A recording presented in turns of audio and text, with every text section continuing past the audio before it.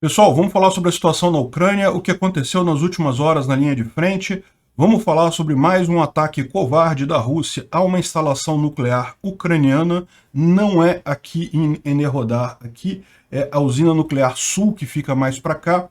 E vamos falar também sobre a Alemanha, que encampou algumas refinarias russas. Vamos entender o que está acontecendo por lá. Esse é o nosso vídeo do dia 19 de setembro de 2022. A gente faz vídeos aqui todos os dias. Essas notícias foram sugeridas por Robinho 200%, Éder Senna e várias outras pessoas. Obrigado aí ao pessoal que sugeriu a notícia. Obrigado a você que está assistindo o nosso vídeo. Se você gosta do nosso conteúdo, por favor, deixe o seu like e se inscreva aqui no canal, né? Pois bem, vamos dar uma olhada como é que está a nossa linha de frente aqui, porque tem um monte de novidade. De novo, aqui neste mapa, como a gente não tem informação oficial do exército ucraniano, e esse mapa aqui ele se atualiza por essas informações, ainda não aparece a área conquistada aqui a leste do rio Oskil, né, que é essa região aqui. Mas se você vier aqui em outro mapa, nesse outro mapa aqui, que é um mapa que atualiza com mais frequência, você vê que já tem uma grande área aqui tomada em azul, o que quer dizer que está controlada pelos ucranianos, e ainda tem mais uma outra grande área aqui que está sem cor nenhuma, o que significa, ou, na verdade está com um cinza aqui, que significa que está em batalha, né? Então essa área vermelha aqui é a área que ainda é controlada pelos russos, azul controlado pelos ucranianos, e essa região toda aqui ainda está em batalha, como a gente havia mencionado. Aqui também, nessa região aqui mais abaixo, próximo a Izium, você também tem aqui também está mostrando isso, mas como eu falei para vocês, essa área verde aqui, ó, toda já foi tomada pelos ucranianos, tanto que até os próprios russos estão falando sobre a batalha em Rubitsi. E aqui nesse outro aqui você vê com mais clareza. Realmente essa área verde aqui, ele não dá como controle ucraniano, mas diz que não tem russo aqui também. Ou seja, a batalha está por aqui, está nessa região aqui, né? Ou seja, esses ganhos todos aqui nessa região de Lima, a gente já estava sabendo. De novo, tem algumas diferenças entre os mapas aqui, mas nada que faça uma grande diferença no resultado final, né? A gente estava falando ontem sobre essa passagem sobre o rio Oskil. O rio Oskil é um rio relativamente raso, então repara como é que eles fizeram essa ponte aqui. É uma ponte que está bem até afundada. Ela está até apoiada no fundo do rio, tudo indica, mas já dá para passar aqui os tanques aqui, né? Onde é exatamente essa ponte aqui que eles estão usando? Esse aqui é o rio Oskil, que eles estão usando para chegar na margem de lá. Segundo esse blogger militar russo aqui, ele está falando aqui justamente sobre como é que os ucranianos estão conseguindo fazer travessias em rios, enquanto os russos não conseguem fazer isso, né? Então ele está falando sobre dois rios diferentes, o Oskil e o Siversky Donets, todos no fronte de Kharkiv, e o primeiro cruzamento na área entre Kupiansk e Oskil, ou seja, deve ser em Kupiansk-Uzlov. Aqui, ó, Kupiansk-Uzlov, essa área aqui que está em briga ainda, não é... Na área que está controlada já pelos ucranianos, não tem problema, né? Essa ponte aqui provavelmente ela está destruída, mas os ucranianos conseguem atravessar aqui no rio, deve ter outras travessias aqui que eles fizeram, como é área controlada por eles, não tem o que dizer. Mas aqui ainda é área em disputa, né? E mesmo assim os ucranianos conseguiram colocar essa passagem, conseguiram passar aqui, né? E a segunda de Zion para a travessia em Kamenka. Ou seja, ele está falando em alguma outra travessia feita aqui pelos ucranianos aqui. Agora, como ele fala logo em seguida, essa área aqui ela é dominada pelos ucranianos, então é tranquilo eles fazerem travessia. A questão toda é o fato deles terem feito essa travessia aqui em cima, nessa região que está em disputa, mostra que essa travessia, inclusive que a gente viu aqui passar os tanques, mostram que, de fato, a defesa russa está muito desorganizada nessa região, né? Não está conseguindo se organizar aqui de forma adequada, né? Bom, uma curiosidade só, dentre os vários equipamentos que foram pegos pelos ucranianos ali em Izium, está um T-90M, que é um dos tanques mais modernos usados pelos russos. E mais do que isso, esse particularmente é um tanque feito com peças exclusivamente russas. já numa tentativa dos russos de produzirem esse tipo de equipamento só com coisas disponíveis na Rússia devido às sanções, né? Então realmente é um caso bastante particular esse T-90 que foi capturado, e vai ter a grande vantagem de permitir aos ucranianos saber exatamente a capacidade desse tanque na mão dos russos, uma vez que a maior parte dos tanques agora que deve vir a partir de agora deve ter esse tipo de coisa. Os russos não conseguem mais produzir a versão original do T-90 porque não tem peças devido às sanções. O que tiver vai ser desse tipo aqui, né? Então, bem curiosa essa captura, mais uma informação importante ali. E lógico, também todo dia está acontecendo isso, tá? Eu estou colocando esse caso aqui apenas como um exemplo, mas todo dia eles descobrem novos depósitos de munição ali na região de Zion, ali em Kharkiv, e realmente é uma quantidade muito grande de munição que os ucranianos estão recuperando, né? Que pode ser até usado por eles mesmos, para mandar para os russos. Eles falaram isso ontem, literalmente, pode deixar que a gente vai devolver cada um desses projéteis para os russos, né? De maneira muito carinhosa, inclusive. Bom, e ontem a gente tinha mostrado que houve um ataque numa base militar em Svatov, que era numa rodoviária, né, num galpão de uma rodoviária, só que a gente não tinha muitas imagens, né? Agora parece que a gente já tem uma imagem um pouco maior de como é que ficou a região que foi atingida, né, por esse bombardeio ucraniano, né? Lembra, isso aqui era uma rodoviária, mas que estava sendo usada pelas forças russas como uma base de batalha e foi, pelo visto, totalmente destruída. Deve ter tido um número significativo de mortes aí, né? Svatov é esse caso, essa cidade aqui. Ela está na linha em que os russos planejam fazer a sua segunda linha de defesa, né? Como a gente falou, eles estão pretendendo fazer uma segunda linha de defesa aqui, começando em Rubizhne, Kremina, subindo aqui para o Svatov e até Troitsk, nessa região aqui que eles estão preparando essa segunda linha de defesa, né? Então já teve esse baque nesse local aqui, né? Mas não foi o único lugar, não. Esse daqui, olha só, esse aqui era uma base do grupo Wagner em Kadivka, lá em Luhansk, que foi atingida ontem. Aliás, isso aqui é hoje, né, pelo visto, 19/9. Hoje pela manhã cedo deve ter sido filmado, deve ter sido atingido ou hoje cedo ou durante a noite. Mas Kadivka fica mais aqui para baixo. Aqui, ó, Kadivka é justamente onde está marcada aqui essa nuvenzinha aqui, justamente com essa base destruída de guerrilheiros do Wagner, né? Excelente, tomara que tenham todos eles empacotado e prestar conta o mais rápido possível lá com Satanás, né? Bom, isso aqui foi um outro lugar, isso aqui é em Kamianka, nessa região aqui em Zaporizhia, também destruiu aqui uma base grande aqui, né? E outra base destruída foi em Kherson, mais um ataque em Kherson, visando as bases lá russas aqui na região de Kherson, né? E isso daqui é uma filmagem daquele outro ataque que teve em Kherson. Não é desse ataque de hoje, tá? Isso daqui não é visão deste ataque aqui. Isso aqui foi aquele ataque que teve ontem, a gente mostrou, na verdade anteontem, a gente mostrou um ataque grande no centro de Kherson, de uma base dos russos lá em Kherson. Até a gente achou que poderia ter sido uma false flag, coisa e tal, e depois vimos que não, que foi realmente um ataque ucraniano. E dá para ver aqui que eles conseguiram atingir de forma bastante significativa o prédio que estava sendo usado como administração ali na região de Kherson, né? Tomara que também tenham empacotado aí vários orcs.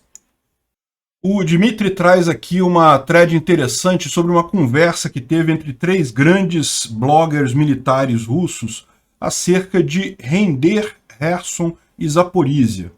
Vamos entender a lógica que está por trás disso, né? O pessoal está preocupado, por quê? Porque eles estão vendo que está difícil manter Kharkiv. Está arriscado o pessoal aqui retomar parte de Luhansk, os ucranianos retomarem parte de Luhansk, que já teria sido totalmente liberada pelos russos. Lembra, a justificativa russa era tomar Luhansk e Donetsk, que eram o Donbás, né? Ou seja, o objetivo deles é esse. Eles estão vendo agora que, ok, estão com muita terra aqui, coisa e tal, muita área que eles tomaram, Será que é razoável devolver tudo isso daqui, abrir mão dessa área toda aqui, em troca de manter isso daqui? Por quê? Porque eles poderiam pegar todos esses soldados que estão aqui, toda a força militar russa que está aqui, e focar nos pontos que são os objetivos militares declarados da Rússia, né? Focar aqui na região do Donetsk. Ou seja, diminuir mais uma vez o escopo dessa invasão. Eles estão constatando que eles não vão conseguir grandes reforços militares russos, então o que eles têm é o que está ali mesmo. Se o que está ali mesmo não é suficiente para segurar os ucranianos, é melhor abrir mão de algumas coisas para manter o que seria o objetivo deles, né? Então é interessante a conversa que eles têm aqui. Começa com o Rybar, que é um dos maiores bloggers militares lá, ele falando justamente isso, né? Olha só, tem se falado sobre essa situação. Kherson e Zaporizhia serão entregues, se renderão, né? E aí tem uma grande questão aqui e ele fala alguns prós e contras, né? Veja, primeiro dinheiro, né? Ou seja, não tenha dúvida que a Rússia ganha dinheiro invadindo esses territórios. Estão invadindo um monte de propriedade privada ali. Estão pensando em nacionalizar um monte de infraestrutura, de edifícios e coisa e tal. Tem as tropas do terceiro corpo de exército, algumas tropas já estão reforçando as batalhas ali. Então, assim, já tem um pouco mais de reforço naquela região, né? E ele continua mais adiante falando sobre no step back, que é uma política russa de nunca voltar atrás e coisa e tal. Aquele negócio, né? Nunca voltar atrás pode ser, no final das contas, uma coisa idiota, porque você acaba sendo forçado pelo inimigo. E, além disso, eles acham que a superioridade das forças armadas ucranianas não teriam capacidade de tirar eles de lá e coisa e tal, mas aquele negócio ele deixa sem conclusão. Ele fala, olha só, a gente não vai concluir aqui. Sim, pode ser também objeto de negociação, ou seja, pode ser que no final essas áreas da Zaporizhia e do Kherson para os russos sejam úteis numa negociação. Vamos fazer assim, vocês deixam de ficar com Donbás, a gente libera Kherson e Zaporizhia. Enfim, ele fala aqui que não vai concluir nada, não vai traçar nenhuma conclusão e coisa e tal, mas o importante disso aqui é a gente ver que isso está na cabeça dos caras, né? Eles estão vendo que não está dando certo. E aí os outros bloggers militares reagiram de forma viral, falando, não pode falar desse tipo, não tem condição nenhuma que nós vamos conseguir e vamos retomar tudo e não sei o que lá. O Grey Zone também falou, não, que não pode, que tem que continuar avançando e coisa e tal, mas mesmo eles reconhecem que tem algumas coisas problemáticas ali, que eles não sabem se vão conseguir. Por exemplo, manter o lado direito do rio de Dnipro, né? Essa área aqui que é alvo da contraofensiva ucraniana maior neste momento. Inclusive a gente vai falar mais adiante que já está acontecendo a saída das tropas russas dessa região. Bom, então, ou seja, o interessante é isso, é ver que o pessoal está discutindo essa possibilidade, coisas que até 2 semanas atrás eles nem cogitavam a possibilidade de render, de entregar Kherson e Zaporizhia, né? Bom, lá em Kherson continuam os esforços russos para fazer pontes temporárias ali na região da represa, tá vendo? Eles estão colocando aqui entulho, aqui, ó. Esse aqui é aquele lugar em que os ucranianos destruíram as pontes. Eles estão fazendo aqui botando um entulho, vão tentar fazer alguma ponte temporária aqui. Colocaram algumas coisas aqui, não dá para entender muito bem. Isso aqui provavelmente é uma ponte de exército, né? Aquelas pontes temporárias. Enfim, estão tentando de alguma forma contornar isso daí. Mas é lógico, isso é tudo muito frágil, os ucranianos ainda podem atingir essas coisas aí com muita facilidade à distância, né? O grande problema nessa região de Kherson é justamente essa incapacidade dos russos de alimentar as tropas, de suprir as tropas do lado de lá do rio de Dnipro, né? Bom, isso aqui foi outra coisa que aconteceu de madrugada agora, por volta de 20 horas, né, de 20 minutos da meia-noite do horário lá na Ucrânia. Isso daqui foi uma bomba que atingiu próximo da usina nuclear Sul. É o nome que eles dão lá na Ucrânia. Ela fica nessa região aqui, ó, é uma outra usina nuclear que é diferente daquela que está sendo atacada direto pelos russos, mas essa aqui não deixa de ser arriscado também, né? Uma outra usina nuclear um pouco menor do que aquela, mas ainda assim, uma usina nuclear, se o míssil atinge o reator, ia ser uma catástrofe ali na região. O míssil atingiu 300 metros dessa... eu não vou nem tentar ler esse nome aqui em ucraniano, mas eles chamam também de usina nuclear sul. Então, mais um absurdo, mais um crime de guerra russo isso. Deixou uma cratera, vê que eles atingiram um lugar que não é alvo de nada, foi justamente para fazer ameaça, né, para dizer que, olha só, qualquer coisa a gente vai atingir sua usina nuclear aí. Criou um buraco na terra, mas no final das contas não atingiu nada de significativo ali na região, né? O pessoal está mencionando aqui um ultimato para as tropas russas em Lima, né? Lima, vocês sabem, essa região aqui, né, próximo aqui a Kharkiv, a Izium e coisa e tal, uma boa parte aqui do sul já foi tomada pelos ucranianos e eles estão fazendo justamente esse apelo para os russos que estão aqui em Lima ainda abandonarem a cidade. Você não tem chance de ganhar, salve a sua vida, deixe o equipamento e caminhe em direção a Shukrov ou Sviatorsk. Ou seja, estão falando para eles virem aqui, para essa região aqui que está controlada, para eles se renderem, né, para os ucranianos, ou então Sviatorsk, que é essa região aqui, ou seja, pode ir em qualquer caminho, deixar as armas e se entregar. A alternativa a isso é acabar morrendo, né? É lógico que esse tipo de recado é muito mais uma coisa psicológica e coisa e tal. Estão dizendo aqui que o Putin traiu você, não virão reforços, e então tem um green corredor, né, tem um corredor verde que vocês podem se salvar para essas duas cidades, né? O que a gente sabe é que ainda está tendo batalha lá em Lima. Esse tipo de recado é mais mesmo para o efeito psicológico, né? Agora, na Forbes saiu realmente uma reportagem curiosa dizendo que os russos gastaram meses formando um novo corpo do exército e durou apenas alguns dias na Ucrânia, né? Não todo, tá? Uma parte do terceiro corpo de exército. De fato, os russos gastaram meses e meses criando o terceiro corpo do exército. E o que aconteceu? Logo quando eles começaram a chegar na Ucrânia, foi no momento da contraofensiva ucraniana em Kharkiv. Então, muitos desses recursos foram desviados para conter, ou para ajudar a conter a contraofensiva ucraniana lá. E, de fato, os que foram mandados para lá parece que foram totalmente destruídos, não sobrou nada desse terceiro corpo do exército, porque você pegou um pessoal que era pouco treinado, que não tinha muito conhecimento ainda, não estava ainda esperto no campo de batalha, e colocou num lugar que era o lugar mais crítico de todos, e aí o pessoal que foi para lá realmente acabou sendo totalmente destruído, né? Mas não foi só gente para lá, teve também uma parte desse terceiro corpo do exército que foi enviado para Zaporísia para reforçar as defesas ali na região. Então, não é que tenha acabado totalmente o terceiro corpo do exército, mas ele já chegou lá tomando uma chulapada, né? E um ponto importante é esse, né? O que a gente sempre fala aqui, essa ideia dos russos, vamos começar a mobilizar agora, é uma coisa que realmente vai estar muito atrasada.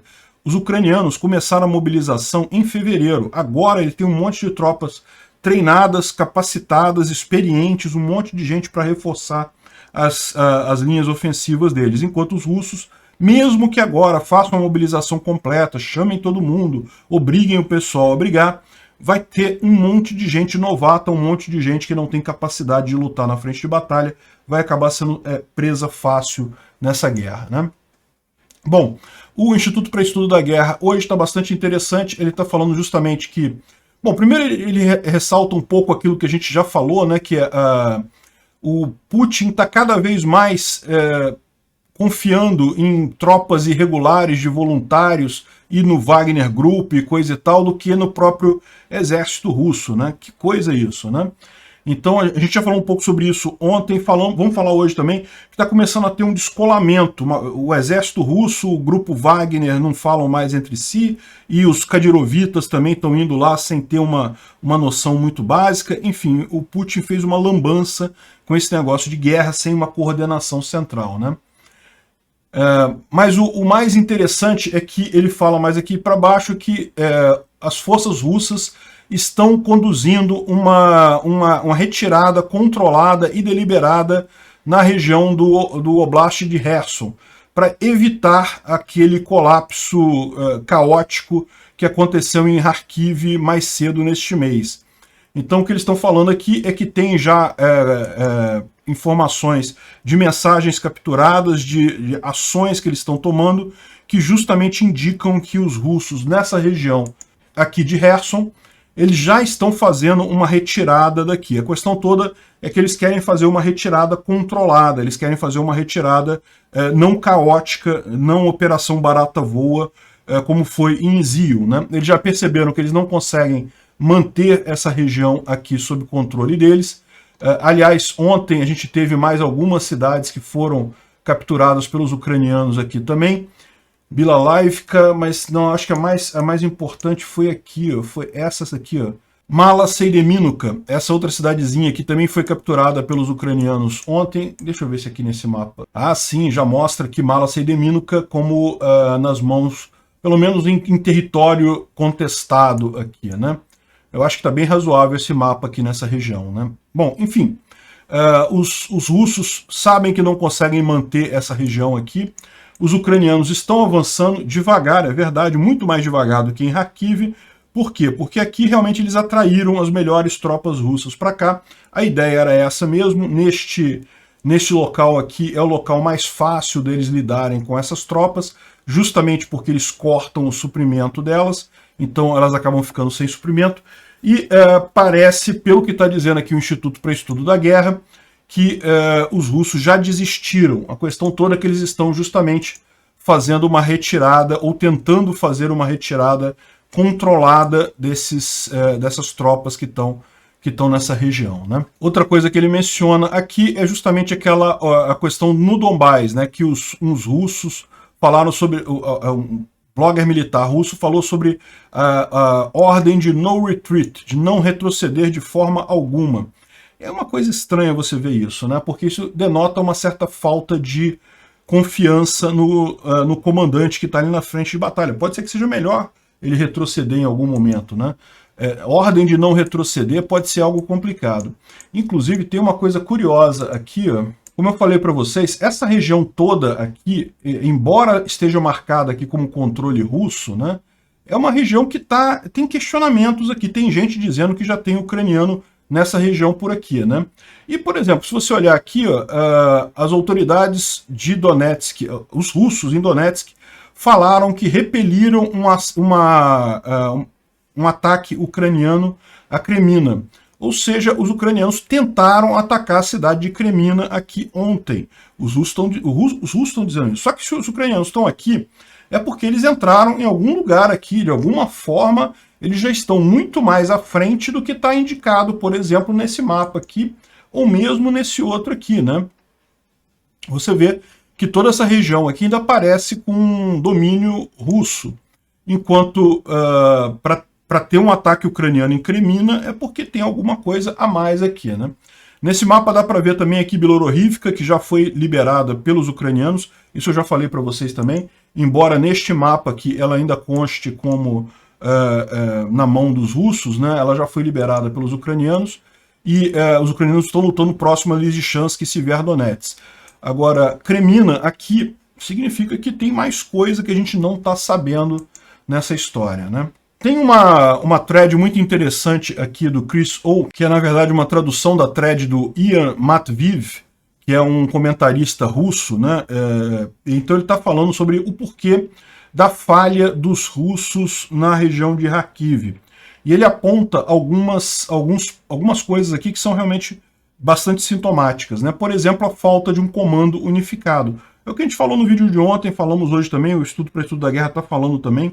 O que aconteceu ali, né? Você tem de um lado... Veja, quando começou essa operação do Putin na Ucrânia, haviam vários comandantes de exército, então não havia um comando nem no exército russo.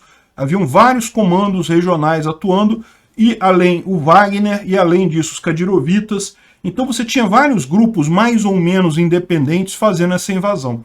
Isso nunca é uma coisa boa, nunca é uma coisa positiva. Falta coordenação nisso daí, né?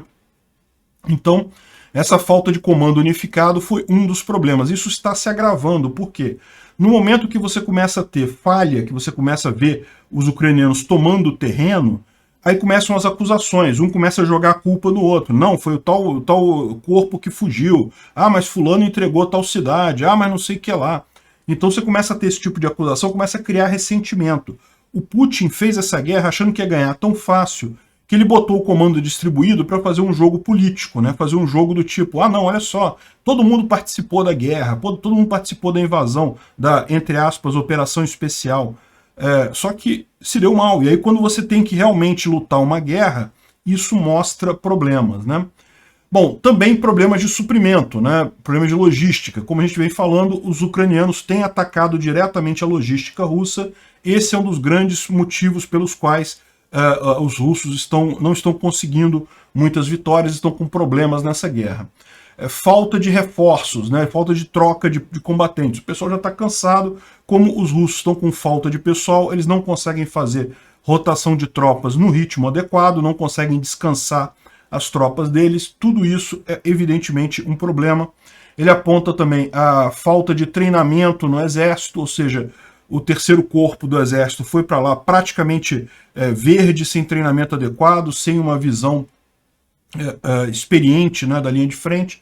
E também, lógico, erros táticos que houveram aqui também. Então ele levanta esses pontos todos aqui e detalha isso. Realmente é uma thread bastante longa. Eu estou pensando até em fazer um vídeo do Visão Libertária detalhando essa thread aqui. Parece algo bem interessante mesmo, mas que mostra como é que essas falhas todas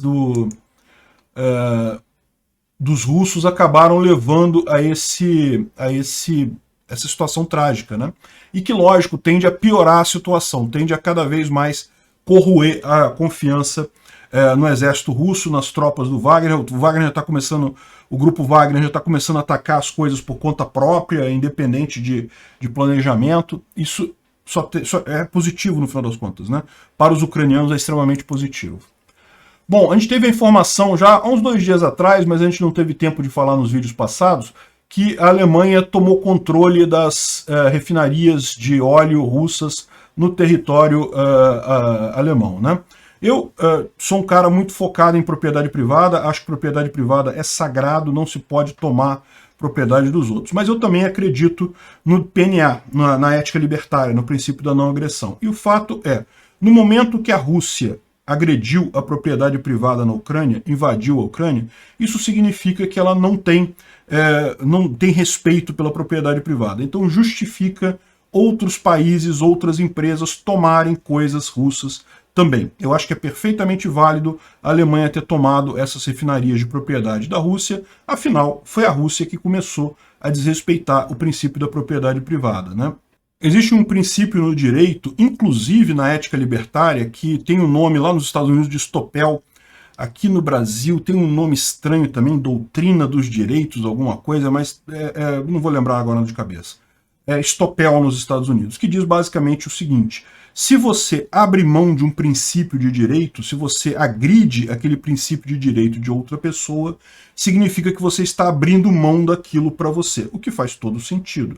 Se a Rússia agride a propriedade privada de outras pessoas, significa que ela não dá importância à propriedade privada. É perfeitamente válido a outros agentes, outras pessoas, tomarem a propriedade privada da Rússia.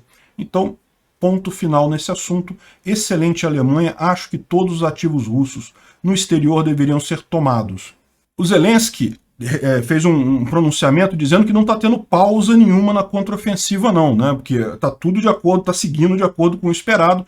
Como a gente falou, evidentemente que eles não conseguem manter aquele ritmo alucinante de tomar enorme território em poucos dias. É necessário algum reagrupamento, alguma consolidação, mas que a contraofensiva está caminhando e que ela está preparando para os próximos passos que devem acontecer em breve, né? E é aquilo que a gente vem falando mesmo, né? Está mais do que claro que todo esse planejamento, obter essa região aqui, essa travessia aqui no Oskil, claramente mostram o planejamento ucraniano de depois, em seguida, seguir aqui para essa segunda linha de defesa russa. Tomara que consigam fazer isso muito rápido, de forma a pegar os russos ainda desprevenidos, né? Bom, houve um caso aqui de todo um arcebispo, de todo um arcebispado da Igreja Ortodoxa que acabou saindo e convertendo a Igreja Católica. Me parece uma coisa bastante radical. Eu confesso que eu não tenho conhecimento de como é que funciona isso, como é que é esse tipo de coisa, mas o que eu sei que existe lá na Ucrânia é o seguinte, né? A religião principal lá é a religião ortodoxa, né? A católica ou a cristã ortodoxa, e só que é ligado ao Kirill, que é o patriarca de Moscou. A maior parte das igrejas na Ucrânia ainda é ligado ao patriarca de Moscou. Já existe um patriarcado ortodoxo ucraniano, então já tem muitas igrejas indo para este patriarcado ortodoxo ucraniano, mas a maior parte ainda está ligado a Moscou. E o que está acontecendo é que com essa onda de revolta contra os russos, plenamente justificada, muitas pessoas estão preferindo, muitos arcebispos, muitos patriarcas ali na Ucrânia estão preferindo se ligar ao patriarcado da Ucrânia. E agora este daqui, particularmente, parece que é um dos grandes líderes cristãos de prestígio na Ucrânia, e ele se ligou à Igreja Greco-Católica da Ucrânia, então, ou seja, que está em comunhão com a Santa Sé, ou seja, de fato se tornou católico. Achei interessante isso, eu não sabia nem que era uma possibilidade isso acontecer, bem interessante mesmo. E esse artigo aqui do Hector Chames me chamou muita atenção justamente porque ele coloca um ponto que eu sempre falo aqui. O que está em disputa nessa guerra é justamente o respeito à fronteira, é a ideia de que, olha só, o mais importante é fazer relações voluntárias, é fazer negócio, é estabelecer boas relações, muito mais importante do que conquistar território ou coisa do gênero.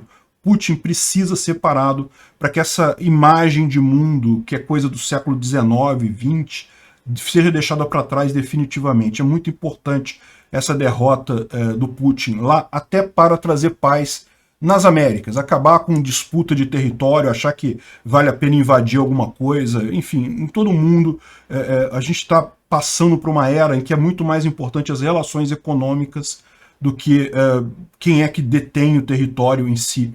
Se você quer um território, se tem um território com riqueza, faça relações voluntárias, faça negócio com aquelas pessoas que estão ali, não usar violência. Usar violência é caro, prejudica todo mundo, não ajuda em nada. Está mais do que na hora de virar essa página, né? Então é muito importante realmente essa derrota russa que a gente está vendo por lá. Obrigado por assistir o vídeo até o final. Além de curtir, compartilhar e se inscrever no canal, considere se tornar patrocinador com valores a partir de R$ 1,99. Clique no botão Seja Membro abaixo para saber as condições e vantagens de patrocinar o canal. Mais informações sobre o nosso projeto, visite nossos sites indicados na tela.